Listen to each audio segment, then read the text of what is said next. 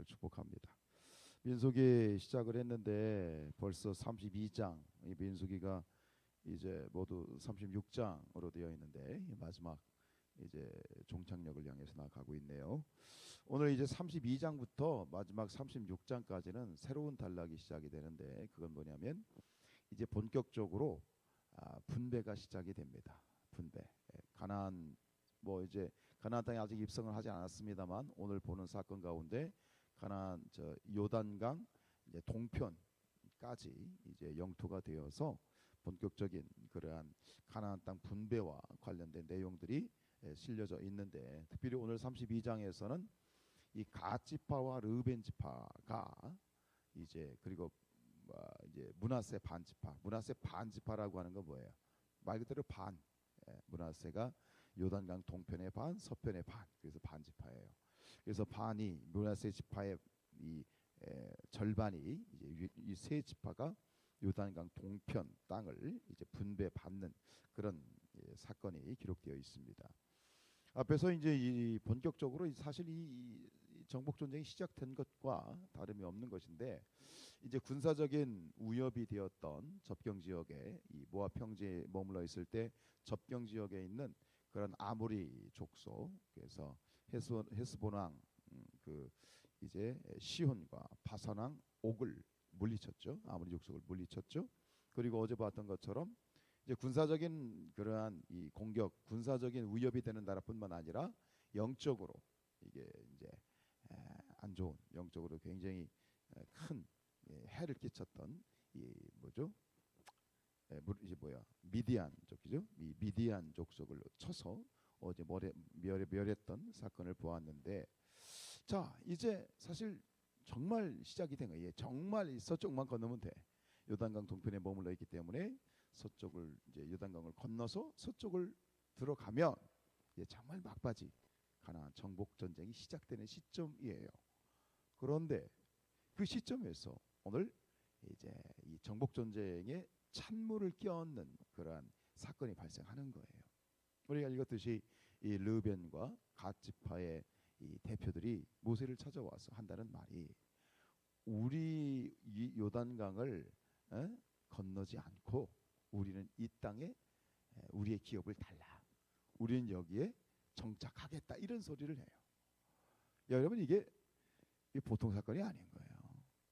지금 12지파가 으쌰으쌰 해가지고 힘을 똘똘 뭉쳐가지고 요단강을 건너서 가나안 정복 전쟁을 해야 되는데 지금 이들의 주장은 뭐냐면 결국 이 전체적인 이스라엘의 어떤 공동체 연합을 깰 수 있는 그리고 분열과 이런 어떤 이 분열을 초래할 수 있는 그런 상황이고 또 그 말이 이 전체적인 이스라엘 민족에게 사기를 진작시키기는커녕 그 사기를 떨어뜨릴 수도 있는 그런 상황이고 그리고 극단적으로는 이 가나안 정복 전쟁을 수포로 실패로 돌아가게 할 수 있는 그런 아주 안 좋은 그런 이 요청을 하게 되는 거죠.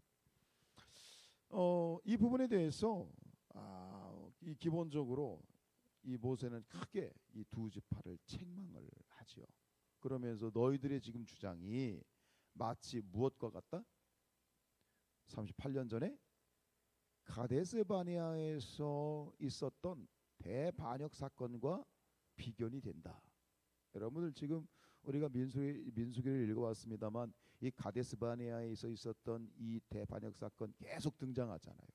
그것이 얼마나 큰 그러한 이 악영향을 끼쳤는지 38년이 유보가 되고 출애굽 1세대는 다 죽을 수밖에 없었고 광야에서 그런 엄청난 사건이거든요. 그 엄청난 가데스 바네아의 대반역 사건과 비견되는 그런 너희들 이게 보통 문제가 아니야. 그러면서 이 두 지파를 책망을 하죠. 오늘 7절 볼까요? 7절에 보면 모세가 그렇게 얘기를 하죠. 너희가 어찌하여 이스라엘 자손에게 낙심하게 하느냐. 굉장히 심각한 문제죠. 여호와께서 그들에게 주신 땅으로 건너갈 수 없게 하려 하느냐. 늘 자칫하면 이거 큰일이다 정말. 이를 어떻게 했느냐. 그러면서 8절에 너희 조상들도 내가 가데스 바네아에서 그 땅을 보라고 보냈을 때에 그리하였다. 너희하고 지금 똑같은 상황이야. 15절에 뒤로 쭉 넘어가서 결론적으로 15절 가면 이렇게 얘기하죠. 너희가 만일 돌이켜 여호와를 떠나면 여호와께서 다시 이 백성을 광야에서 버리시리니 그리하면 너희가 이 모든 백성을 멸망시키리라. 이번에는 이게 너희 때문에 이스라엘 민족 전체가 멸망될 수 있는 이게 엄청난 문제야. 지금 이렇게 지금 이야기를 하죠. 그런데 이 모세의 책망을 듣고 이 두 지파가 바로 여기서 이야기가 이어지고 있습니다만 다시 이제 뭔가를 새롭게 회의를 했는지 그러면서 수정안을 내놓습니다. 수정안 뭐라고 합니까? 만약 우리가 이곳에 정착하는 것을 허락하신다면 우리가 가나안이 서쪽에 지나서 가나안 정복 전쟁이 끝날 때까지 우리는 다 같이 남자들은 전쟁에 참여합니다. 그리고 전쟁에 참여하되 우리 두 지파가 어디에? 맨 앞에 서서 선봉에 서서 최전방에 서서 우리가 전쟁에 참여하겠습니다. 이렇게 이제 수정안을 내어놓지요. 결국 그것이 받아들여집니다. 이 모세와 모세뿐만 아니라 이것이 받아들여졌다는 얘기는 나머지 10지파도 그것에 대해서 양해를 하고 동의를 했다는 얘기예요. 다 좋게 여겼다는 거예요. 그래가지고 결국은 이 두 지파의 이 요구가 관철이 됐고 또 더불어서 이제 이 앞에서 말씀드린 것처럼 그들이 요구하지 않았던 이 므낫세 반 지파까지 요단 동편 정복 전쟁에 큰 혁혁한 공헌을 세웠던 므낫세 반 지파까지 포함해서 세 지파가 요단강을 기점으로 바로 동편에 이렇게 세 지파가 정착을 하게끔 그렇게 이제 되어지는 거죠.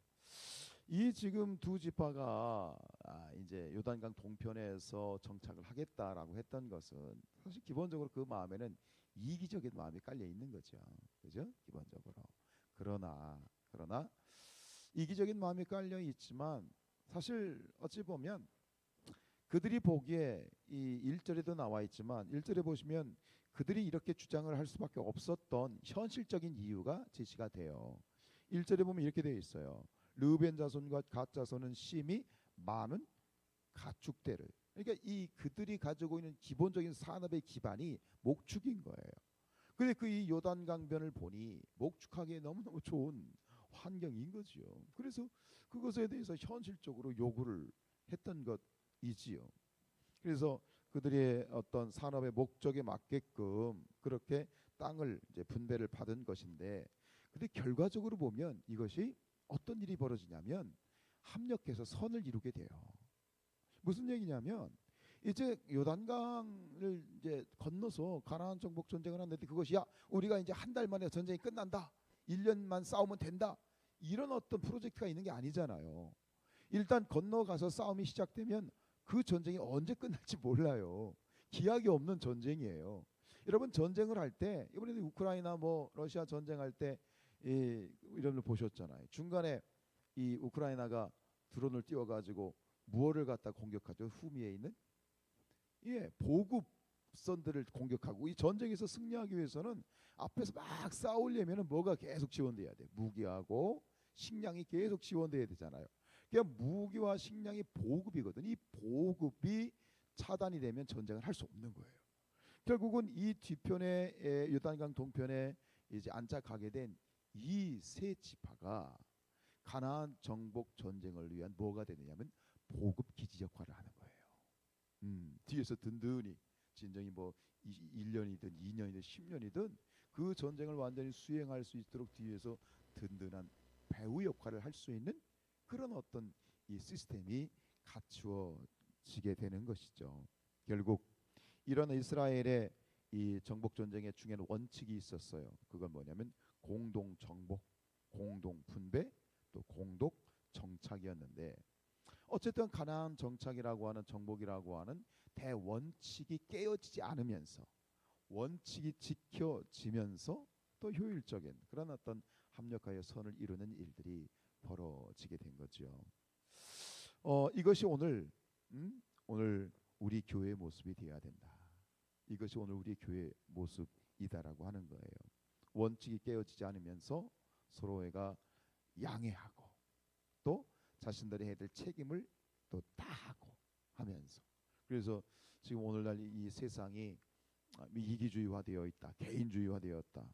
동의하십니까? 그렇죠? 근데 이것이 마찬가지, 교회도 마찬가지죠. 뭐 그 사람이 그 사람이고 다르니까. 이런 어떤 이기적이고 또 개인주의화되어 있는 사회 가운데 교회도 역시 이기적으로 많이 발전해 또 이기적으로 또 변해온 것은 사실인데, 근데 교회의 특성이 뭐냐면 교회는 형제됨, 공동체 의식이 굉장히 중요하죠. 교회가 뭐 성경에도 신약 성경에 나와 있지만 이 말 주님의 오실 날이 가까울수록 모이기를 힘쓰라 하셨잖아요. 이 모이기를 힘쓰라고 하는 말은 반증이에요. 뭐예요?